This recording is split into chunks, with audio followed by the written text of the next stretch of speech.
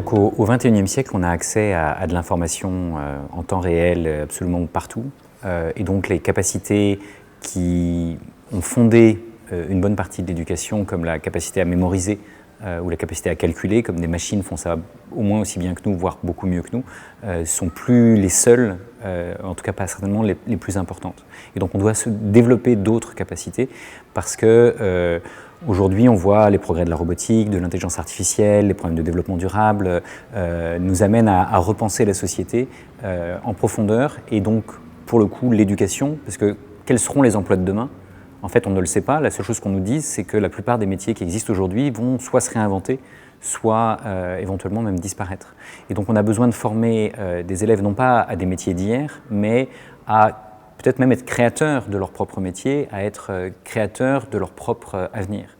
Et donc ça suppose de les former à être créatifs, mais aussi les capacités à coopérer, à comprendre la complexité du monde, à comprendre les opportunités, parce que qui dit crise en chinois par exemple, le mot crise, c'est deux idéogrammes, c'est celui de danger et celui d'opportunité. Donc il faut qu'ils comprennent que le monde dans lequel on est a aussi des opportunités et qu'il faut savoir les saisir, et ça suppose de savoir qui on est, quelles sont ses envies, quel est le sens de ce qu'on fait. Donc on a besoin de s'interroger sur tout ça et on a besoin d'accompagner les plus jeunes dans leur questionnement par rapport à ça et de leur offrir des manières d'être des acteurs de changement, capables de comprendre la complexité du monde et ses opportunités.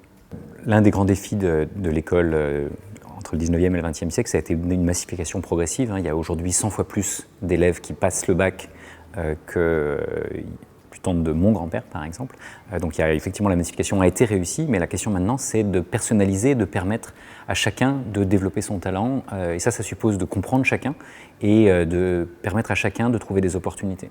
On a décidé d'inclure les enfants en situation de handicap à l'école, ce qui est évidemment une bonne chose, mais il faut savoir développer une école plus inclusive. Et une école plus inclusive, c'est plus inclusif pour l'ensemble des profils et qui sait s'adapter aux besoins de chacun. Certains pays se sont complètement transformés là-dessus. Le nôtre est en train de se transformer, mais on peut le faire. Et le numérique est une des manières de personnaliser beaucoup plus facilement parce qu'on peut donner des exercices un peu différents, par exemple, via le numérique à chacun. Et on peut éventuellement aussi organiser des coopérations entre les élèves et on peut les aider à ce que le succès de l'un puisse être aussi le succès de l'autre parce qu'ils vont travailler ensemble. Donc plutôt que de les mettre en situation de compétition sur les savoirs d'hier, on peut typiquement les inviter à coopérer pour créer de nouvelles choses et à être non seulement des acteurs, mais aussi des auteurs de la société de la connaissance. Vous connaissez peut-être la fameuse phrase d'Einstein qui disait « on ne résout pas un problème avec les modes de pensée qui l'ont engendré ».